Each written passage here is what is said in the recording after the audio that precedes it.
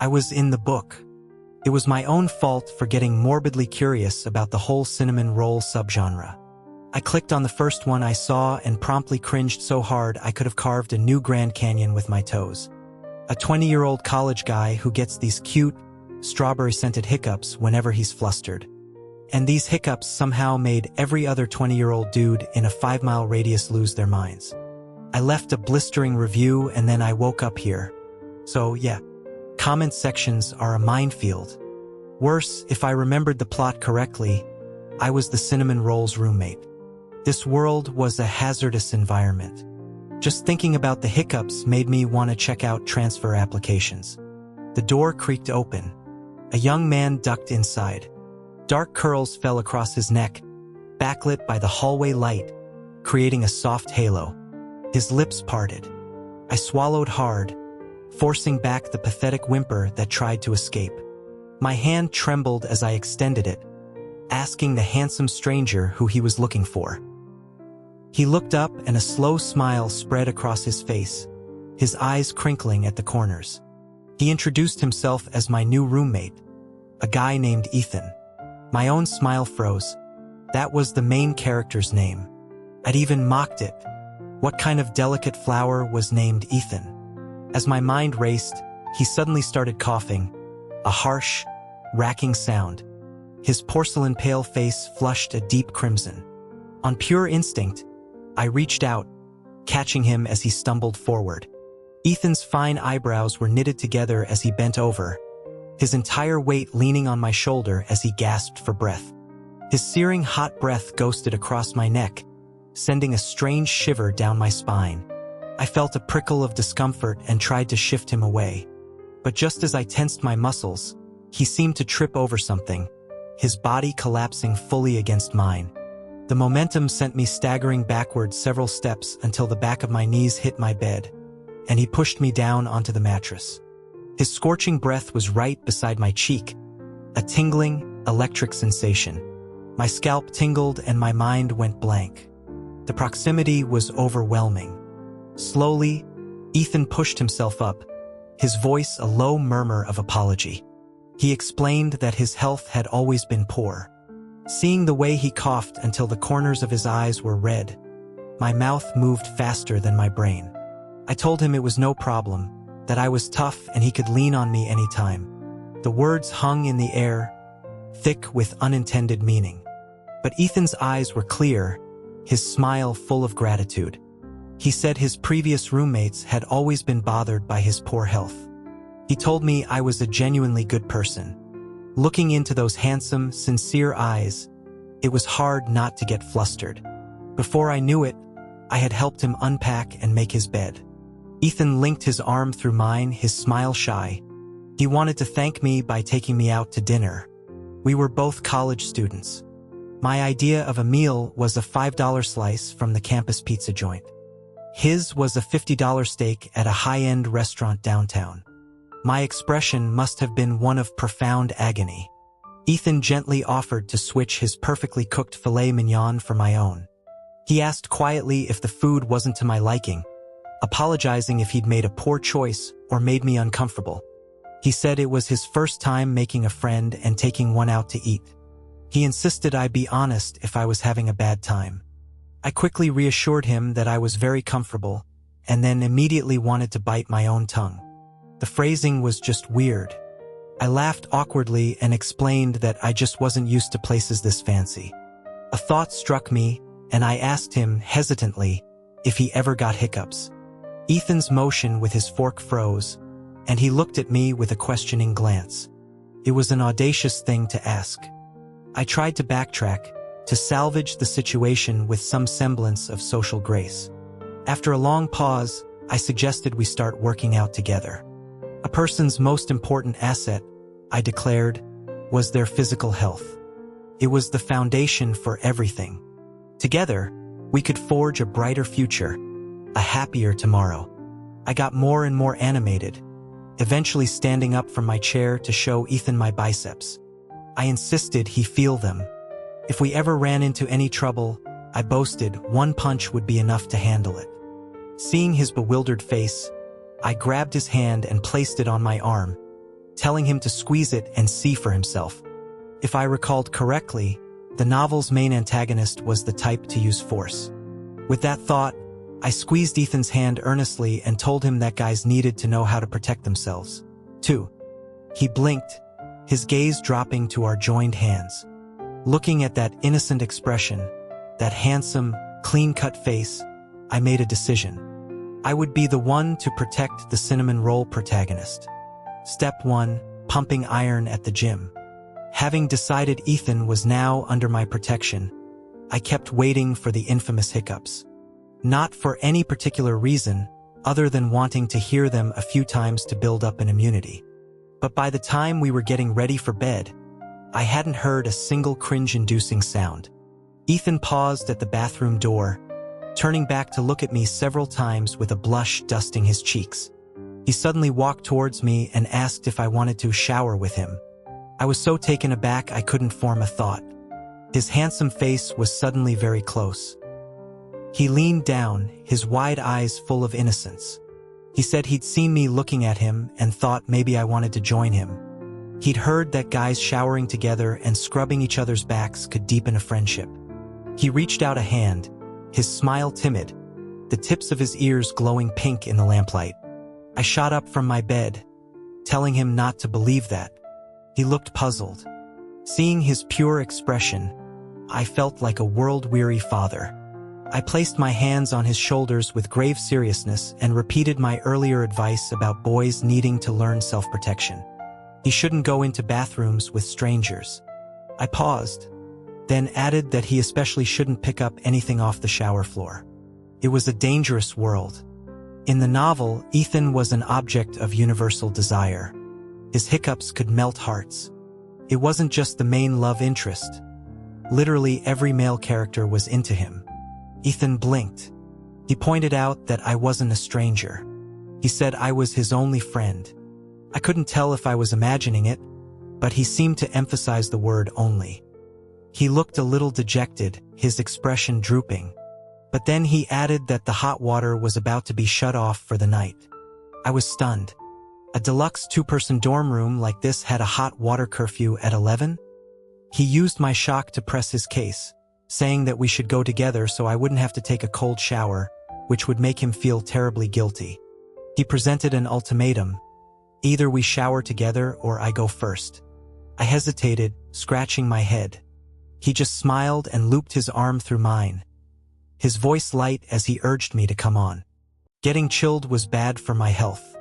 The sudden contact, the warmth of his body mixed with the clean scent of laundry detergent, was startling. My resolve hardened. The protagonist could not be allowed to let his guard down. I flatly refused. I reminded him of our earlier conversation. Under my expectant, serious gaze, Ethan finished the sentence for me, saying a boy had to protect himself. I gave him a thumbs up in approval. Exactly. He had to remain vigilant at all times and not extend such invitations to others. This included but was not limited to showering together. I recalled some of the absurdly intimate scenes from the book and continued my lecture, him against things like sharing a bed or drinking from the same bottle. Ethan's gaze was downcast, his long lashes hiding his beautiful eyes. He looked genuinely hurt. He murmured that he hadn't invited just anyone. He had only invited me. My resolve wavered. I pushed him into the bathroom with a burst of renewed determination, telling him to hurry before the hot water was gone. When he came out, a wave of cold air came with him. His dark hair was damp, clinging to his forehead. His nose and the rims of his eyes were pink. Damn, he looked ridiculously cute.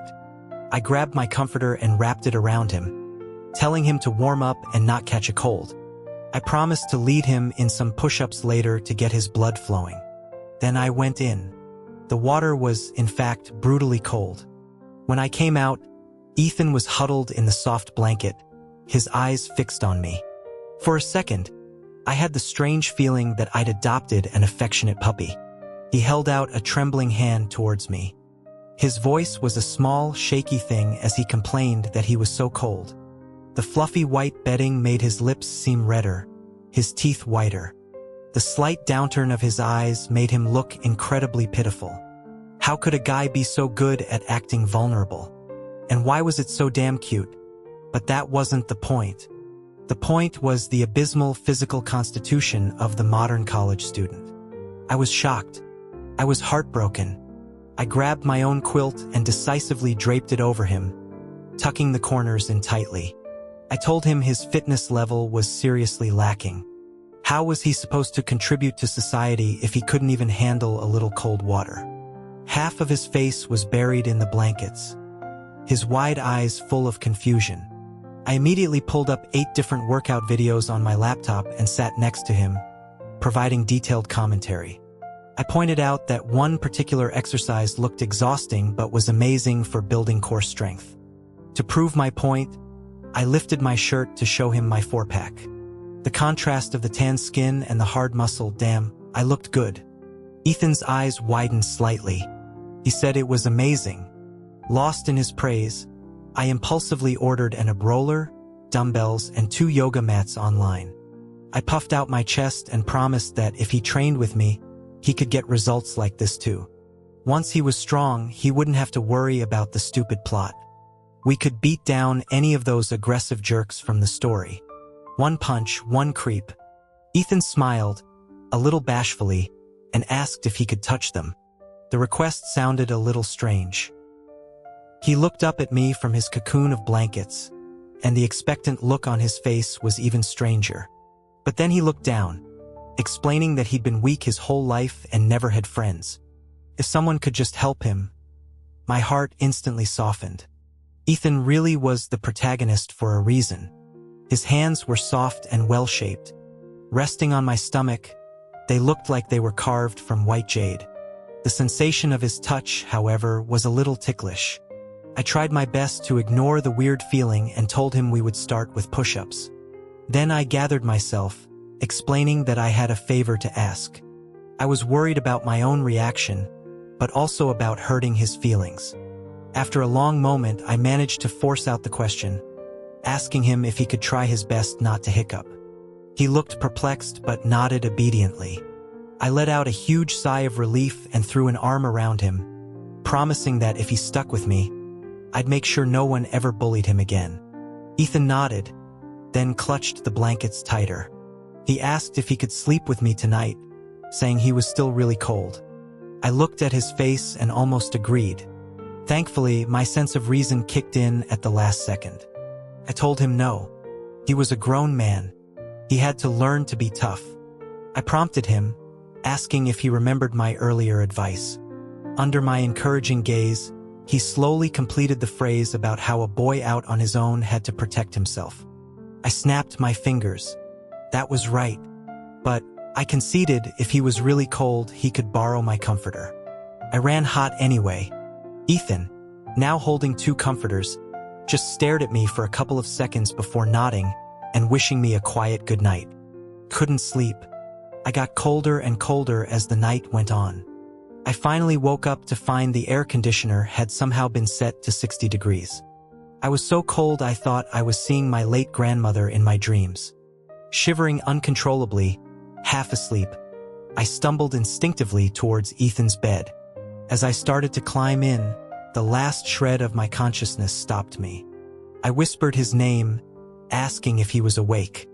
It was freezing, and I couldn't find the remote. Ethan seemed half asleep too. He mumbled something about the AC probably being broken and that we'd get it fixed tomorrow. He shifted over, making space. He told me to squeeze in with him for now. He was a saint. I sniffled and burrowed into the warmth of his bed. The clean scent of soap and the sudden heat enveloped me. Ethan rolled over, draping himself halfway across my body. His face was pressed against my neck, his warm breath puffing against my skin as he wished me good night again. I lay there, rigid, not daring to move. My friendship with the protagonist was progressing at an alarming rate, and I was a little overwhelmed. The next morning, I opened my eyes and found myself staring at Ethan's long, curled eyelashes. Sunlight cast a gentle glow on his features, making his profile look exceptionally refined. I suddenly remembered the online reviews of his character and was overcome with a strange curiosity about the whole cinnamon roll concept. On a bizarre impulse, I leaned in, wanting to smell him. Just as my face was inches from his, my nose twitching, his eyes opened. We made direct contact. I shot up from the bed like I'd been launched from a catapult, waving my hands frantically. First of all, I wasn't a pervert. Ethan just rubbed his eyes and asked what was wrong. Feeling incredibly guilty, I changed the subject, complaining about how dilapidated our dorm was. First the water heater, now the air conditioner. I said I had to talk to the RA. Ethan calmly explained that he had already spoken with maintenance. They would send someone to fix it, but the free service required a waiting period. Or, he added, he could pay for an extra repair. I immediately vetoed that idea. We could wait. There was no need to waste that kind of money. Ethan smiled shyly and said he'd thought so too. I gave him a big thumbs up, telling him he'd made the right call. It was in our first class that I realized just how absurd the premise of this novel was. Love interest number 1, Cade, was an 18-year-old campus terror. Love interest number 2, Alan, was a 28-year-old professor. In real college, between studying for exams, working part-time jobs, and surviving 8A lectures, no one had time to care who the top dog on campus was. And forget being a full professor at 28. You'd be lucky to be an adjunct with a doctorate. The years of academic hoops and tenure reviews would turn anyone bald. 28? I wanted to call the Department of Education and report the school for academic fraud. Lost in thought, I didn't watch where I was going and walked straight into someone's back. I turned to apologize and was met with a cold, hostile glare. The guy frowned, his voice a low growl. He asked if I had a problem. He noted I was new and said I had some nerve. My internal alarm bells started screaming. That was Cade's first line to the protagonist in the book. A little bump and suddenly I had nerve? If I'd hit him harder, would he have proposed on the spot? I bit back my sarcastic retort and tried to walk around him. But Cade was persistent, following me. He called out, asking for my name. The sheer, dated high school drama vibe of it all was making me physically uncomfortable. Just then, Ethan waved to me from across the quad. He ran over, his face slightly flushed, looking adorable. My protective instincts flared, and I quickly moved to stand in front of him, hoping to get rid of Cade. But Ethan was faster. He darted between us, and whether it was intentional or not, his elbow dug sharply into Cade's side. Cade grunted in pain and stumbled back. Ethan, seemingly oblivious, was focused entirely on me, explaining that the professor had called him over and he hadn't had a chance to tell me. As if on cue, a mature-looking man in a tailored suit and gold-rimmed glasses approached. Great. Love interest number 2, Alan, had arrived. What a delightful little soap opera. My gaydar was about to explode. I weighed my options and chose to stay put and observe. It wasn't that I was a coward, but I'd done a quick mental calculation. One-on-one, I could probably hold my own against either of them. But both at once? My only move would be calling the cops. Alan adjusted his glasses, the lenses glinting strangely. He extended a hand to me, remarking that I was a new face. He presumed I must be Ethan's new roommate. Calling him by his first name so familiarly was a clear power move. I knew the games these guys played. I nodded, glancing instinctively at Cade to gauge his reaction. As expected, he was standing there with a nonchalant slouch, running a hand through his aggressively styled hair. His gaze, however, never left me. He asked if I was the new roommate and demanded my name and phone number. I took a moment to process this. Cade was trying to get to Ethan through me. A surprisingly clever tactic. Good thing I was on my guard. I rattled off a random string of numbers and, before either of them could react, grabbed Ethan and bolted. As we hurried away, Ethan seemed upset. He asked if I knew that guy, Cade. He'd heard he had a bad temper and a reputation for getting physical. I was thrilled to hear his assessment and shot him a thumbs up, telling him he was absolutely right and to hold on to that impression. But then he grumbled, asking why I'd given him my number when he didn't even have it. I pulled out my phone, telling him we could exchange numbers now. The number I gave Cade was fake. I warned him to stay far away from that guy in the future. He looked like trouble. Ethan nodded eagerly, then added that I should stay away from him, too. And that Professor Allen didn't seem like a good person either. Before he could finish, Allen's voice drifted from behind us, smooth and menacing. He asked if I was speaking ill of him behind his back. My life was a tragedy. I was the unfortunate side character, caught bad-mouthing one of the leads. I closed my eyes and braced myself, denying it. He pressed, asking what I had been saying. I decided to own it. If he'd heard me, I declared, then I was obviously saying it to his face. Allen was silent for a moment, then burst out laughing. It was a loud, unrestrained laugh that held no warmth.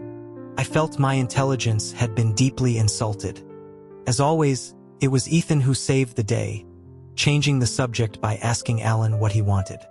Allen shrugged, a roguish glint in his eye. He explained that I had given a phone number with 13 digits. Only an idiot like Cade wouldn't notice and would still be standing there trying to memorize it. After he'd had his fun, he turned serious, looking at Ethan. He asked if he had considered the matter they had discussed previously. He promised it would be worth his while. That did not sound good. I remembered the despicable methods Allen used later in the novel to get Ethan, and my sense of justice surged. I stepped forward, pulling Ethan behind me. I told Allen that Ethan would never agree, that he should just give up. Allen looked at me, bewildered, asking what business it was of mine. I retorted that Ethan's business was my business. There were many ways to pursue someone, but they should all be based on mutual consent. What he was doing was immoral. Allen's brow furrowed so deeply you could lose a fly in it. He looked utterly confused. He asked his cousin if his cute little roommate had misunderstood something. Cousin? My world went dark. So that was their relationship. Was that even allowed in this story? How did this thing get published?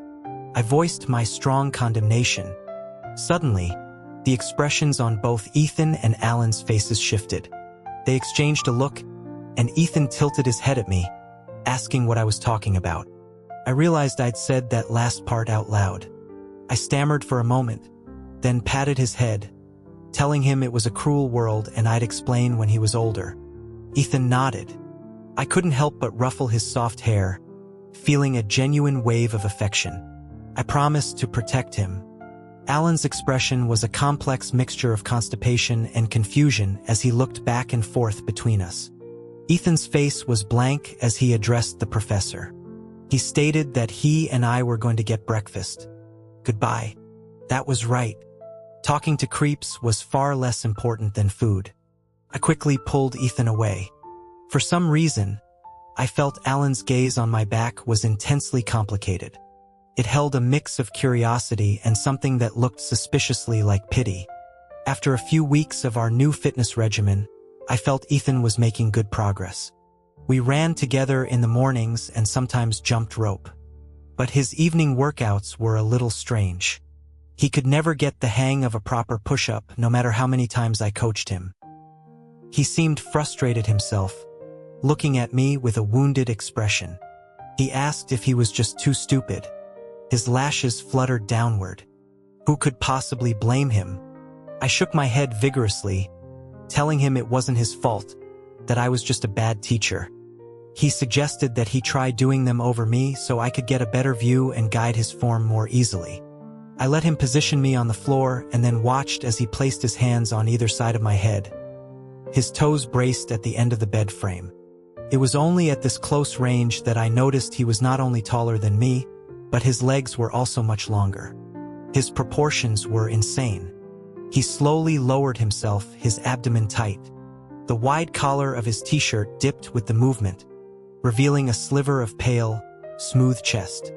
His whole body, radiating heat and the scent of clean laundry, descended towards me. His face got closer and closer, almost touching my nose. Another inch and my lips would have met his. They looked surprisingly kissable. Realizing the direction of my thoughts, my eyes flew open.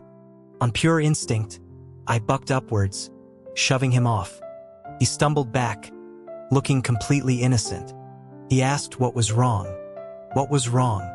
I couldn't very well say. I was suddenly overcome with the desire to make out with him. My face burned as I mumbled that he should just practice on his own. I told him I needed to use the bathroom. I then proceeded to hide in there for 30 minutes, trying to analyze my bizarre impulse. The more I thought about it, the more things didn't add up.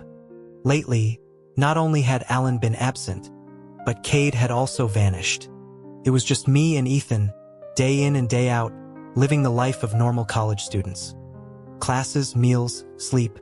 The only abnormality was that, due to the still broken AC and water heater, Ethan was always cold, and we ended up sharing a single bed with our 2 comforters.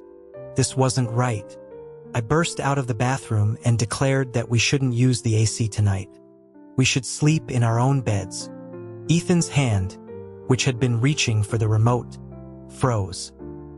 He looked at me with wide, innocent eyes, telling me I was too late.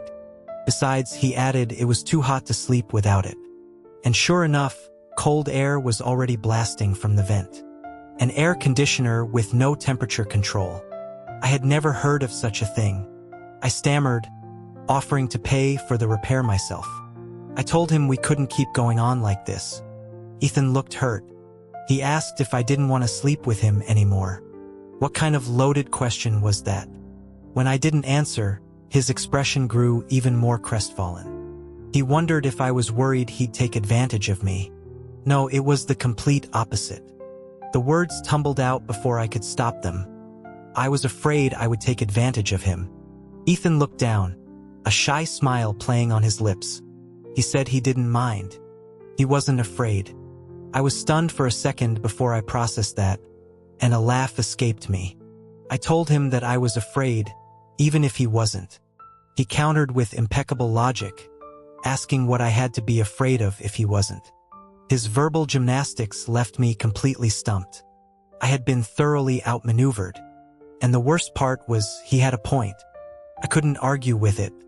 As I settled into the familiar softness of the bed, I felt Ethan's hand rest on my waist. I still hadn't fully processed what had happened. This guy seemed so clueless and trusting. Couldn't continue. I had to try harder to make sure he didn't end up following the original plot. All the jerks needed to stay away. I would be the one to protect Ethan. Fueled by this renewed conviction, I was in a high state of combat readiness when I saw Cade the next day. But Cade's behavior was odd. He seemed to look right past Ethan, who was standing beside me. His gaze was fixed on me, a smirk on his face. He said he'd finally caught me. He mentioned that my fake number had led to him getting yelled at by several strangers. I ducked my head, feeling a pang of guilt, but tried to bluff my way through, claiming he must have misheard. As he reached for me, Ethan suddenly stepped in front, moving to swat his hand away. Cade shoved him. Ethan stumbled back 2 steps, bumping into me, and immediately started coughing. His face went red, and a thin sheen of moisture coated his eyes. My heart ached. I quickly started patting his back, then glared at the stunned Cade. I told him to just talk if he wanted to talk, and asked why he had to get physical. Cade's eyebrows shot up in indignation. He insisted that Ethan had pushed him first. Ethan's coughs were punctuated by tears, his voice weak as he spoke to me. He said he saw Cade bullying me and wanted to help. He apologized for being so useless. Cade's voice rose. He demanded to know when he had ever bullied me. I shot him a dirty look, asking why he was yelling. I accused him of coming here just to start a fight. I proposed we settle things with a fight, and then the whole bumping into him incident would be over. For some reason, this seemed to make Cade even angrier. His finger trembled as he pointed at Ethan, then back at me. After a long moment, he choked out that he just wanted my phone number. His voice was muffled, almost hurt. I met his gaze, then pointed at myself, asking if he was talking about me. A blush crept up Cade's neck. He managed a small yeah. I was floored. I couldn't believe the lengths Cade would go to, all to get close to Ethan through me. He truly was the #1 love interest. Before I could marvel further, Ethan tugged on my sleeve. He whispered that Cade looked mean. He asked for confirmation that I wouldn't give him my number, reminding me of my own advice to stay away from people with bad tempers and emotional instability. It was indeed what I had taught him. But did he have to say it so loudly? I glanced at Cade's thunderous expression, gave a weak laugh, and prepared to drag Ethan away. Cade suddenly called out to me. If I wouldn't even give him my number, how was he supposed to pursue me? For a second, I thought I had water in my ears. I asked who he was trying to pursue. Cade pointed directly at me. I was even more dumbfounded. I stretched my ankles, asking if he meant a running race. That was fine by me. If he couldn't catch me, our previous grudge would be wiped clean. Cade's smile froze on his face. He snapped his fingers with a flourish. A group of his lackeys suddenly materialized, surrounding us and bowing in unison. Their voices boomed. "Hey, boss's guy." I gritted my teeth. I asked him if he was really going to hold such a grudge over a little bump. Cade looked wounded. He insisted he just liked me and wanted to ask me out. Was that so wrong? Wrong? He was pursuing the wrong person. All because I bumped into him? He insisted it was more than that. He looked almost shy as he said he thought I was special. I clenched my fists. I agreed that I was special. My fists were especially hard. Did he want to try them? Cade froze, then opened his arms wide. He declared that fighting was a form of affection, and he was ready. This guy was a pervert, a certifiable grade A pervert. Before I could make a move, Ethan suddenly lifted his leg and kicked him hard in the shin. Then he grabbed my hand and we ran. Cade and his posse gave chase. The scene was indescribably bizarre. We rounded a corner, and Ethan yanked me into a narrow gap between two buildings, squeezing in behind me. My back was pressed against the unyielding brick wall, and in front of me was Ethan, pressed tightly against my chest. Every one of his breaths was like a damp feather, tickling and warm. I had nowhere to move. I was about to speak when his large hand clamped over my mouth, muffling me completely. He whispered for me to be quiet. At the same time, I heard the chaotic sound of footsteps nearby. Someone was asking what to do now that the boss's guy had disappeared. Another voice complained about Ethan kicking their boss, saying if he wasn't my roommate, he would have taught him a lesson. The voices and footsteps gradually faded. For some reason, my own heart was pounding in my chest. Once we were sure they were gone, I let out a long breath. The absence of noise made the quiet atmosphere feel charged, almost intimate. Worse, Ethan's hand was still pressed against my face. He met my gaze and blinked. He told me, his voice a low assertion, that I wouldn't like Cade. He was too rough and didn't deserve me. Besides, he'd only met me twice. He, on the other hand, had been with me for 2 months. As he rambled, I opened my mouth and bit down on the fleshy part of his palm. He was asking too many questions at once. If he didn't let go, I was going to suffocate. After a moment, Ethan slowly removed his hand. He didn't step back. He stared at his own palm, and in the dim light, his entire figure seemed to be cast in shadow. Then his gaze shifted to my mouth, and a small smile touched his lips. He remarked on how sharp my teeth were. Was that really the point? I rolled my eyes and said that since they were gone, we should head back. Instead, Ethan moved closer, pressing me firmly against the wall. His voice was a low murmur next to my ear. He reminded me that I still hadn't answered his questions. As he leaned in, I felt like prey that had been cornered by a predator. And strangely, this guy who was always so weak and fragile during our workouts now had an iron grip on my wrists. I stared into his dark pupils, thought back to the original plot, and had a sudden epiphany. I asked if he was jealous. I thought back over the past weeks. I've been stuck to him like glue. But if the plot was still in effect, and Ethan had really fallen for Cade, I sighed. I told him not to be jealous. He and Cade were the ones who were meant to be. But a healthy relationship required mutual respect. He had to protect himself, keep working out, and never let his guard down. And most importantly, I stressed with utmost seriousness, no hiccups. Of course, if he really couldn't hold them in, he could do it in secret. Just don't let anyone find out. For some reason, the more I spoke, the darker Ethan's expression became. He cut me off. His voice had its usual crispness, but each word sounded as if it were being forced through gritted teeth.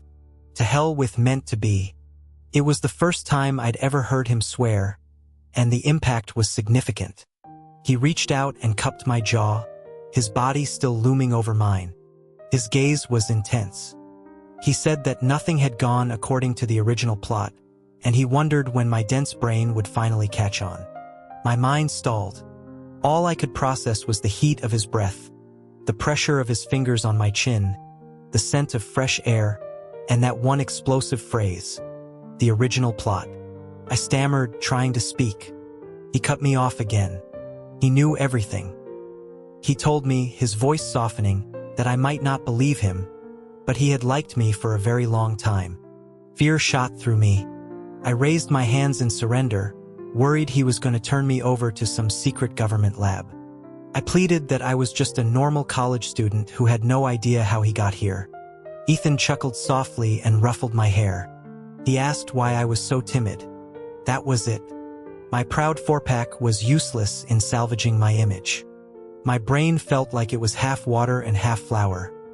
Any attempt at thought turned it into a useless paste. And then Ethan dropped another bombshell. He admitted he had been jealous. But he was jealous of Cade getting my attention. He asked if his intentions hadn't been obvious after sticking to me for so long. My mind short-circuited. I blurted out that even though I had muscles, we were the same type. He countered by pressing his hips lightly against mine, his expression unchanged. He repeated what he'd said. Only an idiot would believe the original story. Thanks, that was deep. More importantly, that little push was shockingly firm, radiating a powerful heat. My knees went weak. From shock, of course, and maybe a little bit of wounded pride. This guy, who acted weaker than me during every workout and was always collapsing against me, was this strong? What kind of cosmic joke was this? My thoughts were a tangled mess. I didn't want to think. I just wanted to sleep. Ethan suddenly leaned down, his voice a whisper. He said that since I wasn't saying anything, he would take it as a yes. A yes to what? Before I could react, I felt something soft and slightly damp press against my lips. Something tentatively explored the seam of my mouth. The little sneak. He'd launched a surprise attack. I was so shocked that a burst of strength came from nowhere. Or maybe Ethan wasn't using any force at all. I shoved him away and fled, running blindly until I found myself standing under our dorm building with nowhere to go. I was thinking about grabbing a beer to sort through the flood of information when a figure darted out from the shadows. Cade grabbed my shoulder. Gotcha! A shiver of revulsion went down my spine. I instinctively twisted his wrist, stepped back, and pulled him down, sending him sprawling to the ground. The cheers from his entourage died instantly, replaced by Cade's sharp intake of breath. I dusted off my hands coolly. I told him not to touch me again. We weren't friends. Cade scrambled up, indignant. He demanded to know why Ethan was allowed to touch me. The words just came out, because he smells better. As soon as I said it, I realized how creepy I sounded. I tried to backpedal, adding that he was also handsome, had a great body, and a nice voice. My own voice got smaller and smaller. Oh God, maybe I was a pervert. His cronies started whispering among themselves. It sounded like the boss's guy already had someone else. Their boss was going to lose to that pretty boy. One of them mentioned seeing Ethan fight, and that he was vicious, that Cade wouldn't stand a chance. The discussion was so loud I couldn't ignore it. I turned to Cade, asking if he and Ethan had met privately. Cade looked uncomfortable. He admitted that Ethan had bumped into him once. He thought he was cute and just wanted to be friends. His expression soured as he recalled what happened next. That guy had ambushed him. He looked all soft on the outside but fought like his life depended on it. He declared that he wasn't into that type at all. I asked him what his type was. Cade's face turned beet red as he pointed a trembling finger at me. Your type, he mumbled. Cute, sweet, and looks a little clueless. His hand snaked around my waist. His voice dropped lower. Even though you're a little too muscular, I won't hold it against you. I grabbed his wrist, my smile devoid of any warmth. Get lost. I twisted his arm behind his back and planted a firm kick on his rear. I told him I had a phobia of large objects, and that included massive idiots like him. If he touched me again, I'd beat him up every time I saw him. Cade and his crew scurried away. I was about to go back to my existential crisis on the curb, but the interruption from that moron had brought a strange clarity. Since my cover was blown, what was there to agonize over? I had been an idiot. Why did I run away when Ethan kissed me? I wasn't repulsed by it. I should have kissed him back hard. The thought popped into my head, and I finally admitted to myself that I had fallen for him. And thinking about it, it wasn't a bad fall. It was Ethan, after all. Once you removed the terrifying hiccup attribute, he was exactly my type. And since he already knew about the plot, my fears of him being trapped by it were pointless. It was finally my turn for a happy ending. I sprinted back to the dorm, already composing a confession speech in my head. Thinking about Ethan's gentle, handsome face made my 6-foot-tall heart flutter like a teenager's. I rounded the corner to our building and saw him standing with Alan. They were shoulder to shoulder, and their silhouettes looked unnervingly perfect together. I skidded to a halt. I watched as Alan put a hand on Ethan's shoulder as if to lead him inside. My mind flooded with images from the past few months. Ethan saying he was out of shape and needing to hold my hand while we ran. Ethan always being cold and needing to sleep with half his body pressing on my arm. Ethan's clear, smiling eyes that I would always find looking at me no matter what I was doing. It was like he was always watching me. The more I thought, the more certain I became. That little schemer had been trying to seduce me for ages. My only regret was not falling for it sooner. But wait, there was still a chance. He had just kissed me. What did a creep like Alan have that I didn't? They were the ones who were the same type. With that thought, a surge of courage filled me. I cracked my knuckles, took a running start, and shoved Alan out of the way from behind, smoothly linking my arm with Ethan's. The entire sequence was flawless. I topped it off by cooing his name in a deliberately soft voice. Alan stumbled forward a few steps, catching himself on the wall. He looked at me as if he'd seen a ghost. He asked if my throat had been caught in a vice grip and why I was making that horrible sound. I was about to curse him out when Ethan's voice cut in, sharp and cool. He told Alan it was none of his business. He liked me no matter what I sounded like. Alan seemed about to say something else, but then he looked at my face and shuddered, rubbing his arms. He asked why my smile was so nauseating. He turned back to Ethan. So, he asked, had he finally confessed to this idiot? Were they finally together? Finally? I seized on the word. Alan scoffed. He said Ethan had been parading around me like a peacock, terrified someone else would snatch me up. He asked if I really hadn't noticed. Seeing my blank stare, he just shook his head. He couldn't understand what Ethan saw in someone so dense. I shot back that it was better than being a hypocritical creep like him. Alan, hit with the unexpected insult, looked at Ethan in exasperation. He asked if he hadn't told me yet. I was confused. Told me what? Alan announced that they were all from the other world. Ethan, me, and him. A single novel had spawned 3 transmigrators? Was this book a portal to another dimension? I pointed at them, speechless.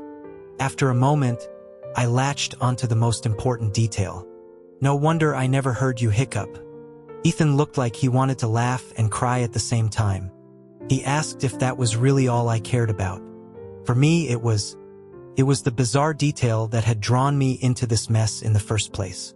I mumbled that I had been mentally preparing myself this whole time, terrified I'd hear it and have some kind of extreme reaction. Like what? Like throwing up. Alan let out a peal of laughter. He said Ethan had also done a lot of mental preparation when he first arrived. He'd managed to deadlift 180 within 2 weeks, completely shattering the character's persona. 180? I couldn't even imagine lifting that.